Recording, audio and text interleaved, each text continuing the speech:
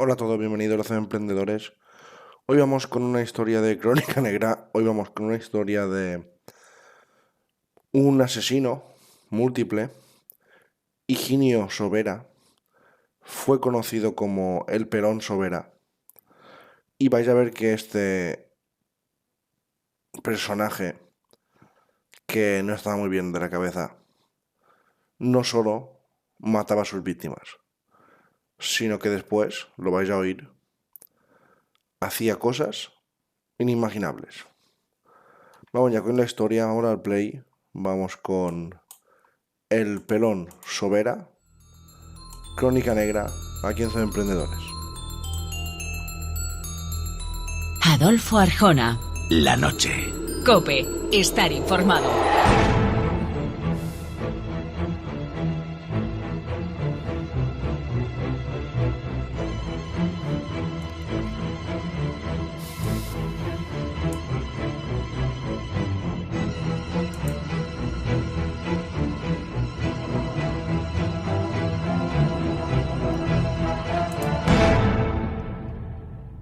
Entramos en nuestra crónica negra.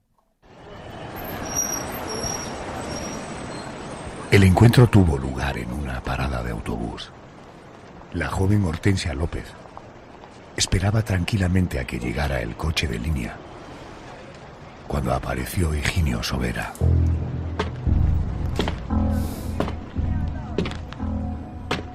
Lo que empezó como simples piropos se acabó convirtiendo en palabras groseras y muy subidas de tono.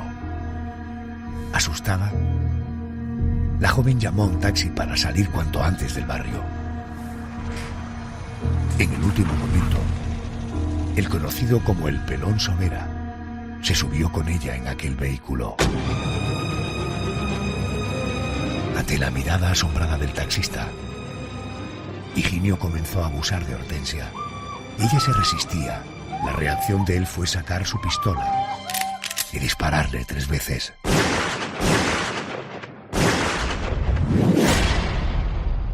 Higinio Sobera, un hombre con graves problemas mentales, secuestró el vehículo y se refugió con la mujer ya fallecida en un motel de carretera. Allí pasó la noche abrazado al cadáver. Al amanecer, volvió a violar el cuerpo sin vida de Hortensia. Los actos depravados de Higinio Sobera, el Pelón, han pasado a la historia del mundo del crimen. Se trata de uno de los casos más sobrecogedores ocurridos en México en el siglo pasado. Aunque fue condenado a 40 años de prisión por 2 asesinatos, algunos investigadores apuntan a que cometió muchos más crímenes que fueron silenciados por su familia.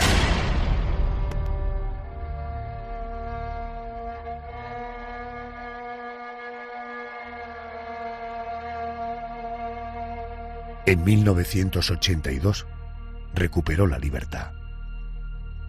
Era ya un hombre senil, postrado en una silla de ruedas. Poco quedaba de aquel despiadado personaje que decía: a Hortensia la maté porque me gustó desde el momento en que la vi, pero ella hizo una mueca como si yo le causara repugnancia. Entonces, una locura tremenda se apoderó de mí. Perdí el control y disparé a bocajarro. José Manuel Frías, buenas noches. Buenas noches, Adolfo. ¿Qué nos puedes contar de los primeros años de vida de Higinio Sobera de la Flor? Pues en primer lugar hay que resaltar que su padre era español, era un comerciante que tenía una vivienda en Villahermosa, en el estado de Tabasco, y parece que allí conoció una mexicana y de esa relación nació Higinio en el año 1928 en Ciudad de México. ¿Hay constancia de algún tipo de maltrato o de abuso en su infancia? Digo, por comprender lo que está por venir. A priori no, parece que tuvo un trato normal por parte de sus padres. Aquí nos enfrentamos posiblemente a un chaval que ya nació con ciertos problemas mentales, problemas genéticos. De hecho, es muy interesante, él tuvo un hermano que pasó varios años internado en un manicomio de Barcelona, y Higinio ya desde niño pues parece que era extraño, era un niño raro. Todos se dieron cuenta de que hacía cosas que no tenían sentido. Tenía unos tics bastante misteriosos, como el hecho de gruñir como si fuera una fiera, todo esto sin venir a cuento, o incluso hacer gestos repentinos con las manos. Incluso en su forma de hablar, en ocasiones se mostraba extraño, usaba a veces una especie de lenguaje que nadie entendía, ni siquiera él. Y además le daba miedo la gente, él creía que cualquiera que se acercaba a su figura lo hacía con la intención de pegarle. José Ramón Garmabella, periodista. Lo que pasa es que aquí hubo una sobreprotección, más que nada de un familiar muy cercano a él, una tía, que decía que él era pues un hombre que no iba a hacer nunca mal, porque además quería mucho los gatos. Su nombre era Higinio Sobera, pero le decían el Pelón. El Pelón, eso también procede de una rareza de nuestro personaje, porque Higinio siempre se rapaba la cabeza, de ahí lo de Pelón, porque decía que tener pelo le causaba dolor. Esto es lo raro, quiero decir, raparse la cabeza no me parece nada extraordinario. Pero que te duela el pelo, sí, eso es algo que le ocurría muy a menudo, y quizá por eso mismo, por esa tendencia aprensiva con su cabeza o con su pelo, usaba también una gorra de cuadros que casi nunca se quitaba. Higinio Sobera, el Pelón Sobera, fue ingresado en un hospital para enfermos mentales en Tijuana por sus extraños golpes de locura. Los médicos le diagnosticaron esquizofrenia. A pesar de ello, su madre dijo: es un pobre enfermo, tranquilo e incapaz de hacer daño a nadie, además de ser muy cariñoso con los animales. ¿Se sabe si nuestro protagonista de hoy, Higinio, estudió o si trabajó en algo? Estudió contabilidad en la Universidad Autónoma de México, pero no llegó a trabajar porque su padre se hizo de oro con sus negocios y claro, el hijo aprovechó esa circunstancia para vivir a lo grande sin necesidad de trabajar. Higinio tenía a su disposición un coche de alta gama y cada noche acudía a un local en el que bebía grandes cantidades de alcohol y tenía sexo con prostitutas. He leído en la documentación del expediente que este tipo era adicto al sexo, ¿no? Eso parece que le venía un poco de genética, lo hereda del padre, que era también una persona con un apetito sexual un tanto excesivo. Higinio en ese sentido era igual, por eso se gastaba mucho dinero en prostitutas, pero dicen que era amable, aunque también es cierto que una vez discutió con una de ellas y la lanzó del coche estando el vehículo en marcha. Sí, muy amable, efectivamente. Hay una anécdota que demuestra su locura, una ocasión en la que casi mata a sus amigos yendo en su coche, ¿no? Aquello eran situaciones surrealistas. Concretamente el pasaje al que te refieres ocurrió cuando iba en su vehículo con varios amigos.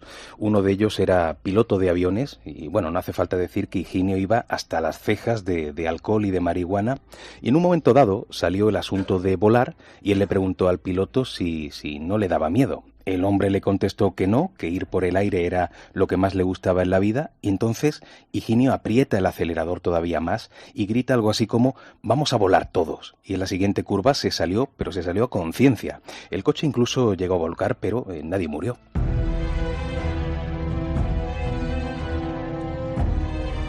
El día 10 de marzo de 1952, algún extraño resorte se activó en la mente de Higinio Sobera.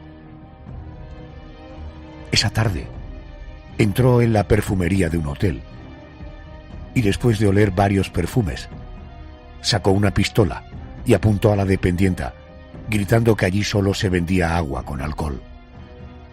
Con los ojos desorbitados, Higinio salió de la perfumería y se sentó en un sillón de la recepción del hotel, mientras gritaba «tengo que matar a alguien». Minutos después, salió del hotel y se perdió por las calles de la ciudad. ¿Se sabe qué hizo el Pelón en ese momento? Sí, desde el hotel se fue directo para un bar, concretamente en la avenida Juárez, y bueno, pidió una copa sentado en la barra. El camarero, que parece que era muy protocolario, le dijo que era de mala educación eso de tener la gorra puesta allí dentro y de hecho le pide que se la quite. El periodista José Ramón Garmabella recuerda este episodio. Primero en una playa en Veracruz, pues se desnudó delante de todas las personas y se echó al mar. Ahora, antes de los delitos, por ejemplo, se presentó en un hotel, en el Hotel del Prado, y por lo pronto amenazó con una pistola a la señorita de la perfumería, diciendo que la iba a matar por vender agua envenenada. Luego se metió al bar, que era el Nick Teja, y amenazó al mesero, cuando el mesero le pidió que se quitara la cachucha. Y él dijo, pues me quito la cachucha y te mueres, meserito, tal por cual. Entonces era un hombre que ya se veía que iba a tener una crisis, como efectivamente la tuvo. Te decía que el 10 de marzo de 1952, algún extraño resorte se activó en la mente de Higinio Sobera. Al día siguiente, después de la perfumería y el bar, el 11 de marzo, José Manuel sí que se le fue la mano, ¿verdad? Totalmente. Esa tarde iba en coche por la ciudad cuando tuvo un encontronazo con otro vehículo que le pidió paso, pero él se lo deniega y el conductor, que era un capitán del ejército mexicano, Armando Lepe Ruiz, que además era tío de Ana Berta, había sido Miss México, le gritó algo así como: «Le estoy pidiendo paso, idiota». Finalmente el militar acelera y se va. Higinio, muy enfadado con ese insulto, se va detrás de él, lo alcanza en la colonia Roma, más o menos en la esquina entre Avenida Insurgentes y Yucatán, y aprovechando que el semáforo estaba en rojo, sale de su coche, se acerca al del capitán, le grita «chinga tu madre» y disparó sobre él varias veces hasta vaciar el cargador.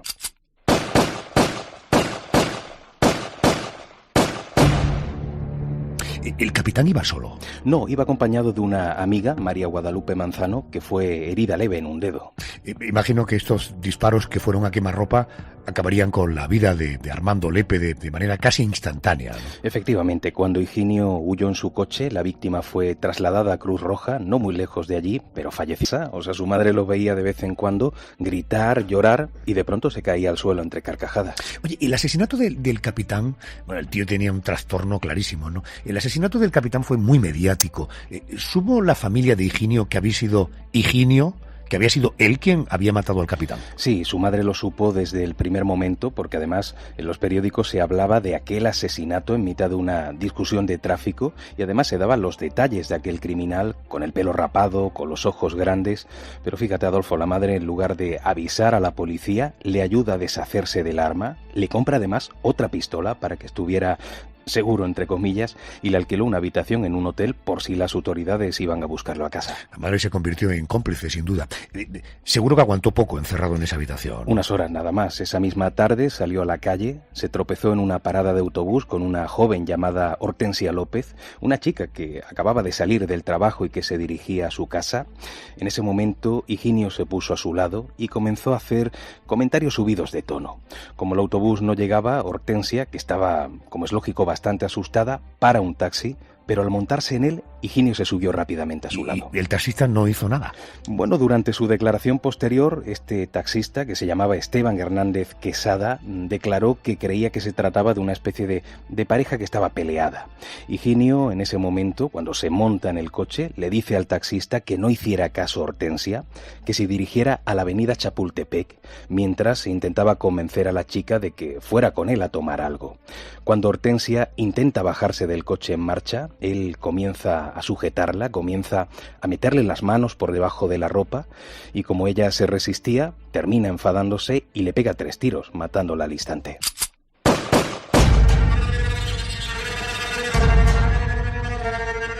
En aquel momento el taxista Esteban decidió disimular y seguir su camino.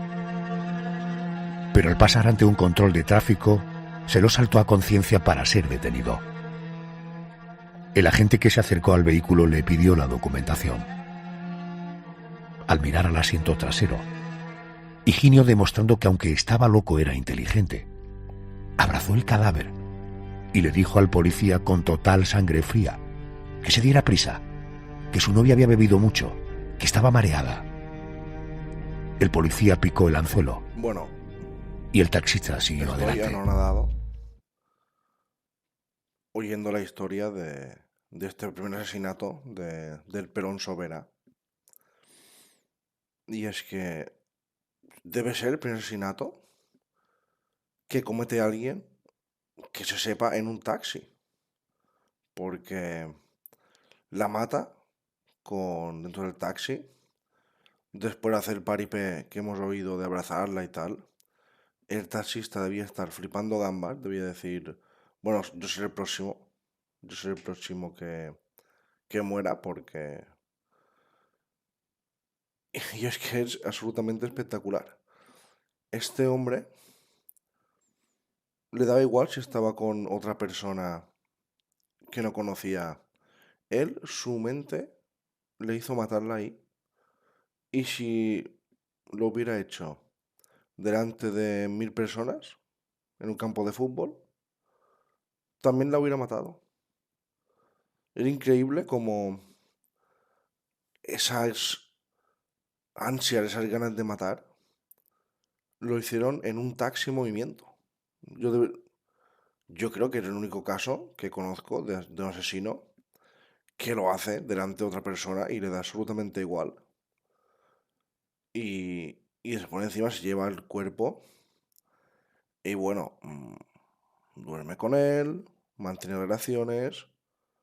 Imaginaos cómo estaba la cabeza de este hombre. Pero vamos a seguir porque os aseguro que os va a sorprender. José Manuel, ¿qué ocurrió entonces? Pues aprovechando esa circunstancia, haber huido de ese control de tráfico, indica al taxista que se dirija a la carretera de Toluca, a las afueras. En ese momento lo obliga a bajarse del coche y lo deja además allí tirado y se lleva consigo el taxi. Pero fíjate qué curioso, esa misma noche Esteban, el taxista, acude a la policía, cuenta todo lo que ha ocurrido, pero parece que el agente del Ministerio Público consideró que lo que tenía delante era un borracho que le estaba contando un cuento. Así que lo echó de comisaría sin tomarle declaración. ¡Qué barbaridad! ¿Qué hizo mientras tanto Higinio Sobera? Guillermo Fauce, ¿qué ocurre en la mente de un ser humano y dónde está el origen de todas estas barbaridades? Guillermo, doctor, buenas noches y bienvenido a COPE. Buenas noches y gracias. Cuando nos enfrentamos a la figura de un necrófilo, ¿dónde debemos buscar el origen? ¿Esto tiene alguna explicación? Bueno, siempre tiene explicación. Hay que ir viendo cada uno de los casos para poder dársela. En realidad hay que decir también que afortunadamente no es algo frecuente. Es más bien una desviación muy infrecuente, ¿no? Esta noche estamos conociendo el perfil de un asesino que era necrófilo. Hemos hablado de muchos otros casos similares.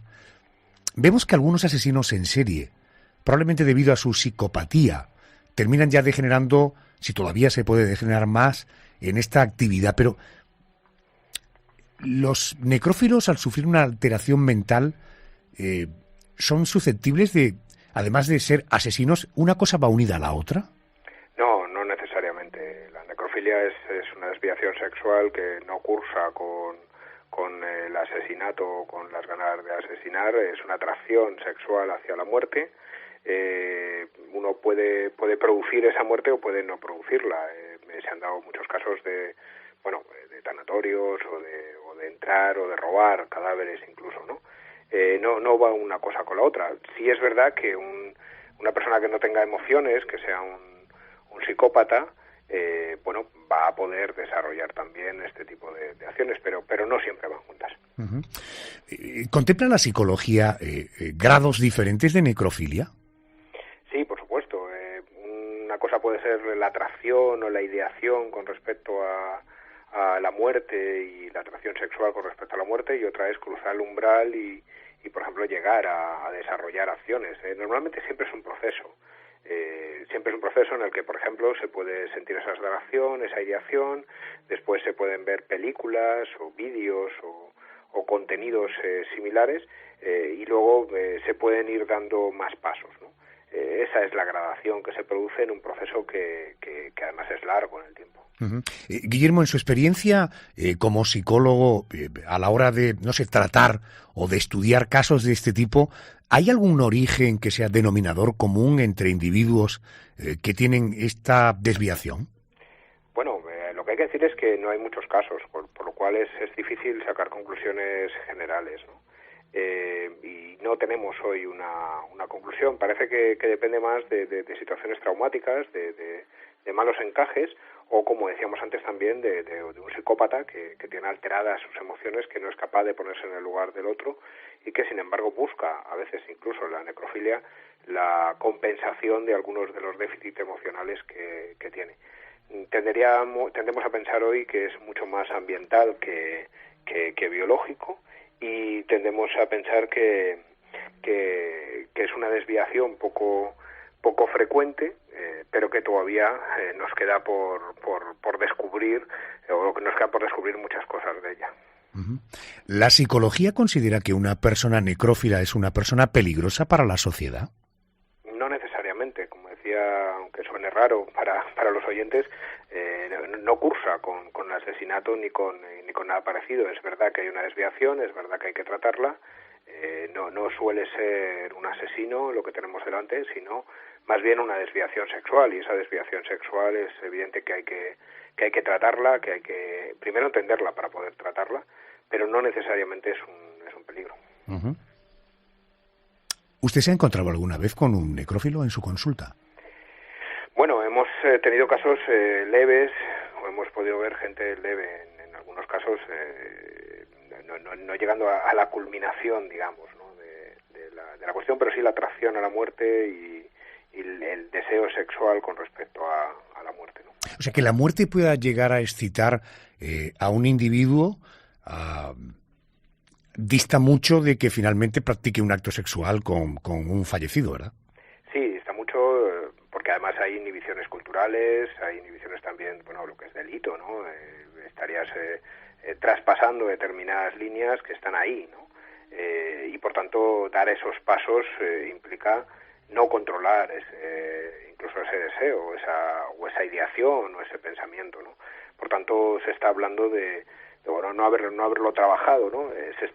Cuando se habla de un necrófilo que realmente lo ha desarrollado, estamos hablando ya de alguien que lleva mucho tiempo con la cuestión, que probablemente no lo ha abordado y cada vez ha ido a más, dando pasos cada vez más atrevidos por encima de las sanciones o por encima de las inhibiciones culturales. Uh-huh. Guillermo, en su opinión, ¿existe una frontera, se puede dividir claramente entre una violación de un acto de necrofilia? Bueno, son casos diferentes o son situaciones diferentes, ¿no? En una violación es quizás más grave, porque además tú estás viendo a la persona, estás sintiendo, está mucho más cerca todo, ¿no? Eso significa que está habiendo muchas más repercusiones y es bastante más duro y bastante más difícil, ¿no? Ahora, violar un cuerpo sin su consentimiento, un cuerpo muerto, evidentemente tiene algo también de similar, pero la escala al grado no es lo mismo, no es el mismo caso. ¿Existe algún tratamiento psicológico para eliminar el instinto necrófilo de un enfermo? En realidad existe tratamiento para casi todo. Existe intentar entenderlo para empezar, y sí lo intentamos entender, y después sí, por supuesto, se puede trabajar, se puede construir, se puede reconstruir esa emoción que está deteriorada, o esa parte emocional que está deteriorada, sí. ¿Terapia o química? No, terapéutica. Químicamente se sabe, y se sabe también con las violaciones, por analogía, ya que me preguntabas que no funciona la terapia química de inhibición del impulso sexual, por ejemplo, porque el impulso sexual es mucho más que química, es un deseo, es pensamiento, es otras cosas, ¿no? Y por tanto, lo que corresponde es desarrollar intervenciones terapéuticas de acompañamiento, sabiendo que a veces los resultados son largos y a veces se fracasa también, ¿no? Guillermo, gracias por atenderme a estas horas y de poner un poco de luz y de ciencia ante situaciones que nos dejan absolutamente perplejos. Gracias y buenas noches. Gracias a vosotros y buenas noches.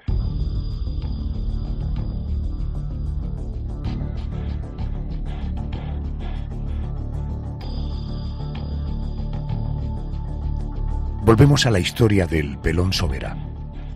Un ser humano desequilibrado, pero un ser humano, aunque cueste reconocerlo. La familia de Hortensia había denunciado la desaparición de la chica.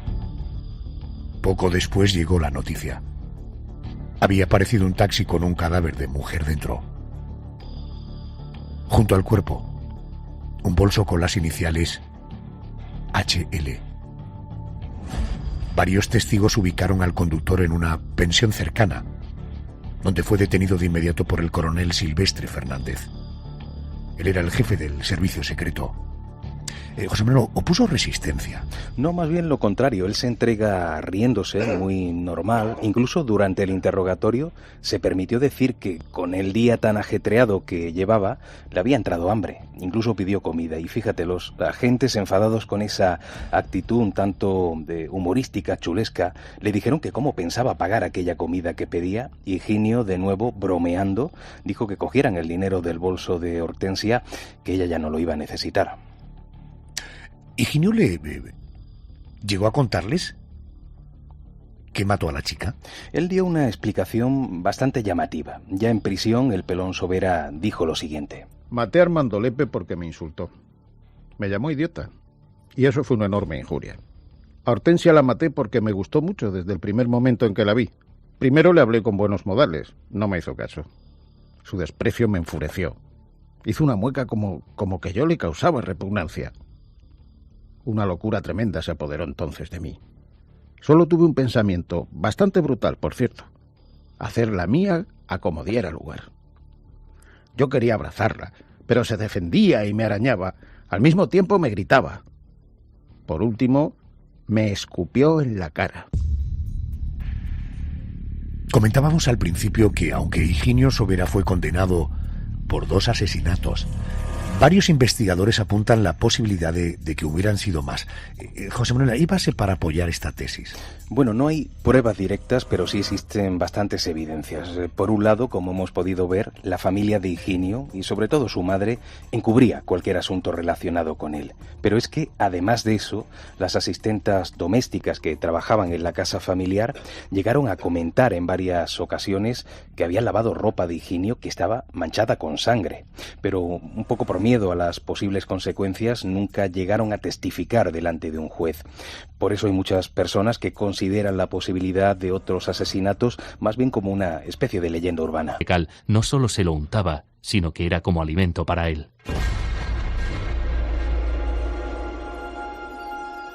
Además de esta descripción de su estado físico, parece que el criminólogo Alfonso Quiroz hacía también alusión a su manera de comportarse delante de él. Quiroz decía lo siguiente.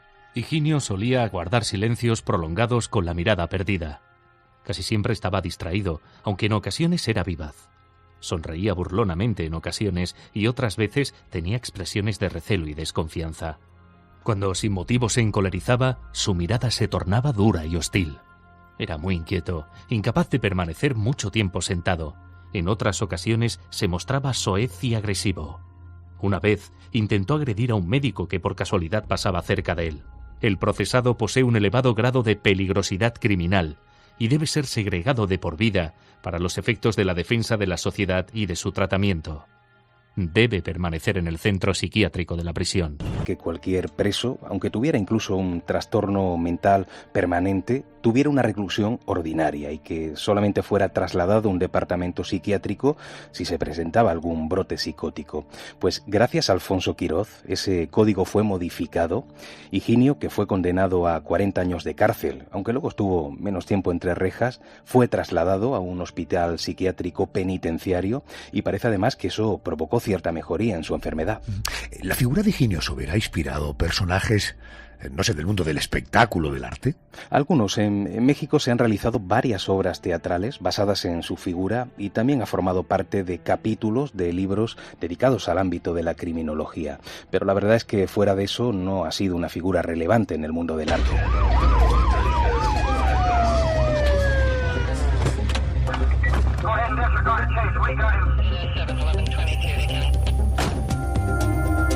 Vamos a conocer la opinión de Enrique Vega, detective privado, director de seguridad, experto en criminología. Enrique Vega, buenas noches y bienvenido.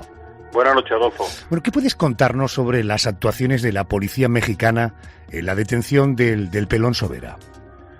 Pues mira, debemos tener en cuenta que Higinio Sobera era ya un antiguo conocido de la policía. Ya había cometido varios delitos por los que no era detenido curiosamente. En una ocasión tiró a una prostituta en marcha del coche, por ejemplo.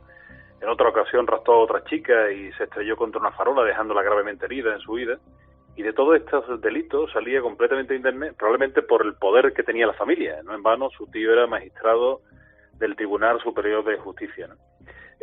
No era detenido, entre otras cosas, porque cambiaba de domicilio constantemente y habitualmente dormía en hoteles, que con este argumento tan frágil la policía decía no lograr detenerlo.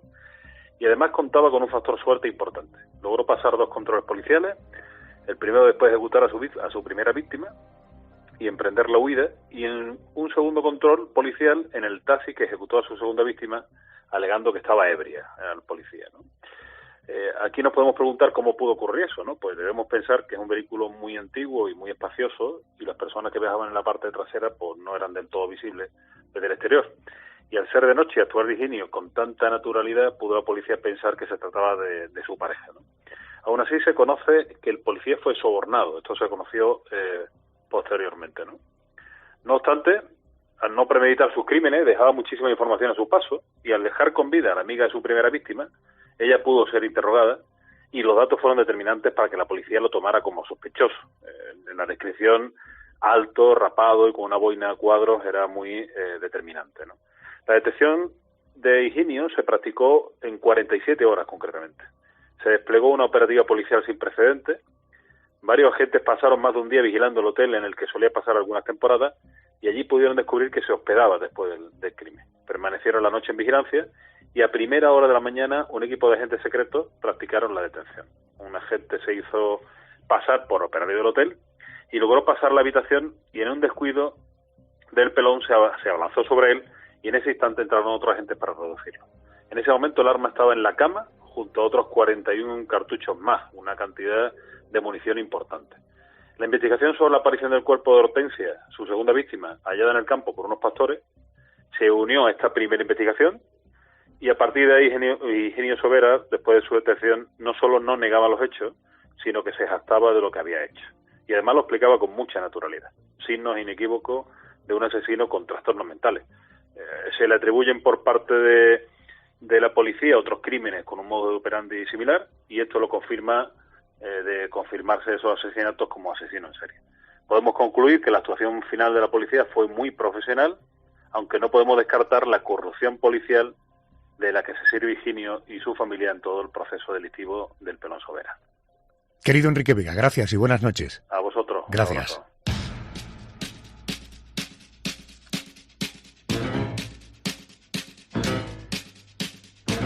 Conectamos ahora con el juez Bernardo Pinazo. Juez, muy buenas noches y bienvenido a COPE. Bien hallado, buenas noches, Adolfo. ¿Cuáles son los aspectos que destacaría en el caso del Pelón Sobera? Bueno, pues con independencia de la necrofilia, la que ya en alguna ocasión se ha comentado como una acción de profanación de cadáveres, en el caso actual que nos ocupa, a mí me gustaría detenerme en 2 aspectos, pero no de él, sino de 2 personas distintas: el encubrimiento de la madre y la actitud del taxista. Uh-huh. Con respecto al comportamiento de la madre de Sobera, pues en el primero de los casos, el del militar asesinado como consecuencia de un incidente de tráfico, pues claramente se aprecia un delito de encubrimiento, por cuanto que, sabiendo que su hijo cometió el delito, pues contribuyó a hacer desaparecer el arma o la pistola homicida. Mira, existen 2 formas o varias formas de autoría del delito de encubrimiento. Se trata de conocer si la comisión de un delito en la cual no se ha participado ni como autor ni como cómplice, pero sin embargo con posterioridad a su ejecución pues se interviene de algún otro modo. Esto pues nos lleva como punto de partida esencial a que no se comete delito de encubrimiento si se ha participado de alguna u otra forma, o bien como autor o bien como cómplice.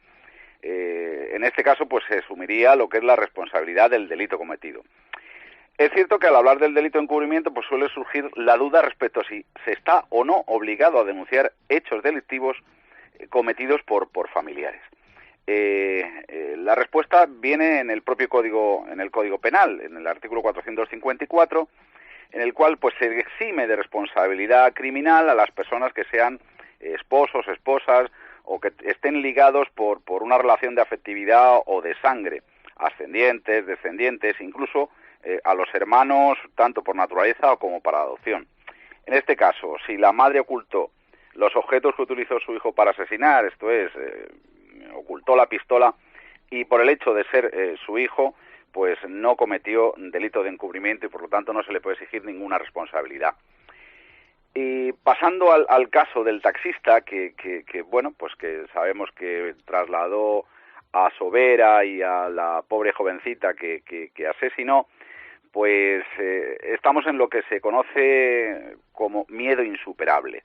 Es una eximente incompleta o puede ser completa, pero se necesitan varios requisitos para que se aprecie. Uno, que ha de existir un mal que coloca a la persona en una situación de temor, de tal forma que determine la anulación de la voluntad. Dos, que dicho miedo esté inspirado en un hecho real, efectivo y verdaderamente acreditado. Y en tercer lugar, que el miedo pues sea insuperable. Esto es que no se le puede controlar por el común de las personas, esto es huyendo de los tópicos de las personas valerosas, temerarias o por el contrario miedosas, pues no se estaría.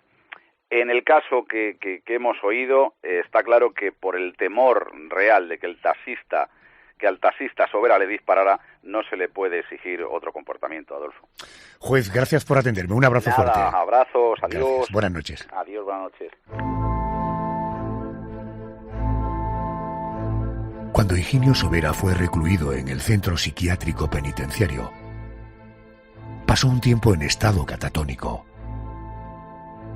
Tras volver en sí, cumplió una condena de 30 años, quedando en libertad en 1982. Era entonces un hombre de 54 años, con problemas de movilidad debido a una senilidad precoz.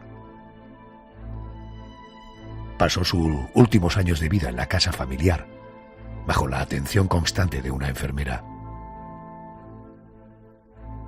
Permaneció la mayor parte del tiempo en su silla de ruedas, con su peculiar gorra en la cabeza. Falleció de causas naturales en 1985. Bueno, este hombre fue súper temido en la época. Era un hombre que tenía estos ataques de locura cuando mató a su primera víctima en una discusión de tráfico. Y después ya, cuando mató en el taxi en movimiento a la segunda víctima, a Hortensia, se ve que tenía estos ataques de locura. Es curioso lo que han comentado, que su tío era como un fiscal general, una cosa así, de México. Y seguramente muchísimos crímenes de este hombre no han salido a la luz. Pero ya contaban que tenía antecedentes por intentar tirar a una prostituta con el coche en marcha, cosas de estas que seguramente hizo muchas cosas más, hubo muchas muertes más que no se han relacionado con él, pero que seguramente fue él. Este hombre que estaba mal de la cabeza, no estaba bien, que tenía estos ataques de locura increíbles, y solo se conocen 2 casos. Pero claro, si se empiezan a investigar casos, porque claro, no puede investigar tampoco casos parecidos, porque este hombre mataba según los ataques que tenía. Y un día era por algo de tráfico con una pistola, otro día porque no había mirado bien la mujer con la que estaba. Y claro, es difícil de juntar, de saber si es la misma persona cuando hay víctimas tan distintas. No es lo mismo modus operandi, que siempre coge a jóvenes, o siempre coge a hombres, o siempre coge a gente mayor, por ejemplo, que un modus operandi donde es súper aleatorio. No sabes cuándo va a actuar, de repente por una discusión mata a alguien, de repente el taxista no lo mató, sí que mató a la chica cuando iba dentro del taxi. Y claro, también era otra época, pero este hombre estaba en la cárcel, pero tendría que haber estado metido también en un psiquiátrico, en un manicomio, sin poder salir. Y esta es la historia de Higinio Sobera. No he querido añadir mucha cosa más porque era un psicópata sexual, era un tío que practicaba la necrofilia. Y solo hay 2 casos, por eso no se puede tampoco sacar muchísima información de este tema, ya lo han explicado perfectamente en el programa, pero sí que lo que más a mí me ha sorprendido es que matara de un taxi a su segunda víctima. Y le diría absolutamente igual si lo habían visto, el taxista, los viandantes. Y eso demuestra los ataques de locura increíble que tenía este tipo. Higinio Sobera, el Perón Sobera. Espero que os haya gustado esta historia y nos vemos en el próximo episodio de C Emprendedores.